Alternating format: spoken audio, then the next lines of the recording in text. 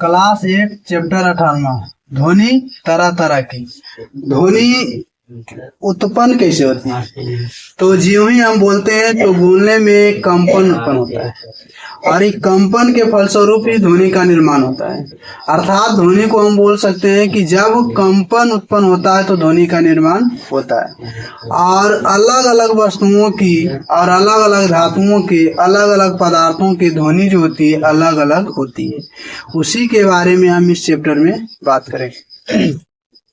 ध्वनि कंपन से उत्पन्न होती है। मानव द्वारा उत्पन्न ध्वनि, मानव अलग अलग प्रकार के ध्वनि उत्पन्न करता है। महिलाएं अलग प्रकार से, बच्चे अलग प्रकार से, बच्चियां अलग प्रकार से, पुरुष वर्ग अलग प्रकार से, वृद्ध व्यक्ति अलग प्रकार से ध्वनि को उत्पन्न करते हैं।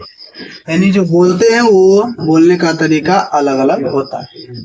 ध्वनि संचारण के लिए माध्यम की आवश्यकता होती है। ध्वनि के लिए हमेशा माध्यम की आवश्यकता होती है। सबसे ज्यादा जो ध्वनि चलता है वो ठोस में चलता है, सबसे अधिक ठोस में और सबसे कम गैस में चलता है। मानव कान के बारे में जानेंगे। ध्वनि को हम जिस ज्ञानेंद्रियों द्वारा सुनते हैं उसे कान कहते हैं, जिसे मनुष्य मुख्यतः 3 भागों में बांटा गया है। ये जो कान है, कान को 3 भागों में बांटा गया है। पहला है बाहरी भाग, दूसरा है मध्य भाग, तीसरा है आंतरिक भाग। बाहरी भाग जिसकी आकृति किप जैसी होती है कर्ण पल्लव कहलाता है। जो बाहरी का भाग होता है वो कर्ण पल्लव कहलाता है, ये वाला भाग। कंपन का आयाम क्या होता है, आवर्तकाल क्या होता है तथा आवृत्ति क्या होती है। तो यहाँ पर आयाम मतलब एक कंपन होने में लगा समय। आवर्तकाल उसमें जो लगा समय है वो कितना समय में दोहराता है। और आवृत्ति जो उसका अपना जो तरंग का मान होता है या कंपन का जो मान होता है उसे हम आवृत्ति कहते हैं। कितना देर के बाद वो साउंड जो है पुनः सुनाई पड़ेगा। किसी वस्तु का अपनी मध्य स्थिति से बार बार बाएं से दाएं, दाएं से बाएं गति करना दोलनी गति कहलाता है। प्रति सेकंड होने वाले दोनों की संख्या दोलन की आवृत्ति कहलाती है। इस माध्यम से भी हम समझ सकते हैं यहाँ है, यहाँ है, यहाँ है।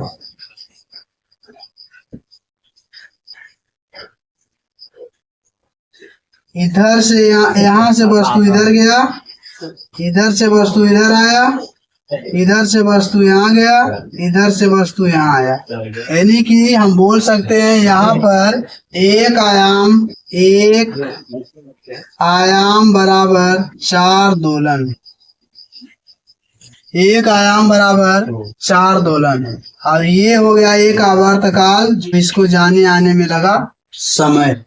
तो इस प्रकार हम आसानी से आयाम, दोलन और आवर्तकाल को समझते हैं। अब है आवर्तकाल।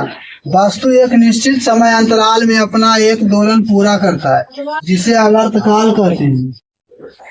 आयाम कंपित वस्तु अपनी मध्य स्थिति से अधिकतम जिस दूरी तक जाती है उसे आयाम कहते हैं। जिस दूरी तक जाता है अधिक से अधिक उसे हम आयाम कहते हैं। प्रबलता और त्वरता। प्रबलता क्या है और त्वरता क्या है? प्रबलता होगी ध्वनि की उच्च साउंडिंग को हम बोलते हैं प्रबलता। और त्वरता क्या होती है? ध्वनि का मधुर होना ही वो त्वरता कहलाता है। तो उच्च ध्वनि निकलता है तो प्रबलता, और जब मधुर निकलता है त्वरता के कारण। अब जानेंगे कार्य और प्रबलता डेसिबल में। सामान्य जो हम श्वसन की क्रिया करते हैं, सांस लेने और छोड़ने की क्रिया करते हैं वो 10 डेसिबल। मंद फुसफुसाहट हम सब जो करते हैं वो 30 डेसिबल। सामान्य बातचीत हम सब करते हैं 7 डेसिबल। फैक्ट्री में जो शोर सन सन की आवाज होती है, मशीनें आवाज करती है 80 डेसिबल। ऑर्केस्ट्रा में जो गाना बजता है 98 डेसिबल। हवाई जहाज जो चलता है उसके कारण जो ध्वनि उत्पन्न होता है वो होता है 150 डेसिबल। श्रव्य तथा अपश्रव्य ध्वनि, और एक होता है पाराश्रव्य ध्वनि।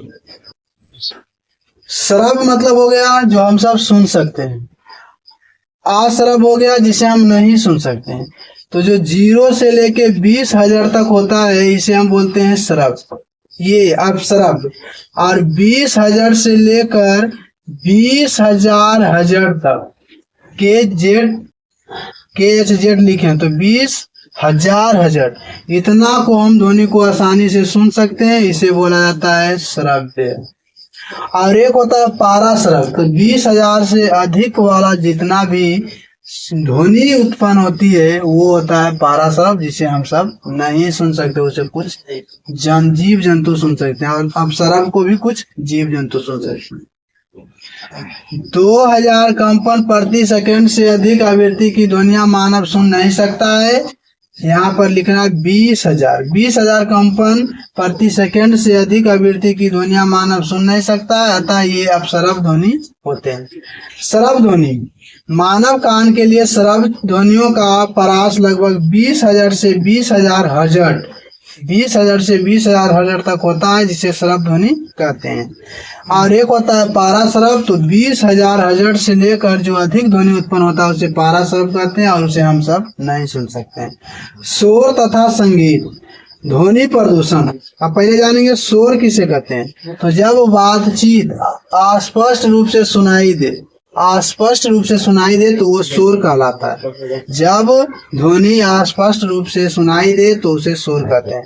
संगीत, जब ध्वनि मधुरता से सुनाई दे तो उसे हम संगीत कहते हैं, या जब ध्वनि अस्पष्ट रूप से सुनाई दे उसे हम संगीत कहते हैं।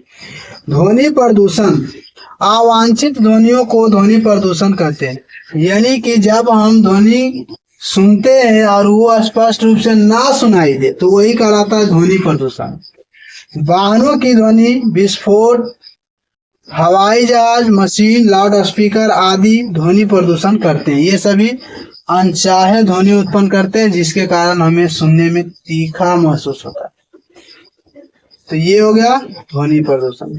अब जानेंगे इस चैप्टर से संबंधित कुछ इंपोर्टेंट नोट्स के बारे में। ध्वनि कंपन द्वारा उत्पन्न होता है। मानव वक्र तंतुओं के कंपन द्वारा ध्वनि उत्पन्न होता है। ध्वनि किसी माध्यम, ठोस, द्रव, गैस में संचारित होती है।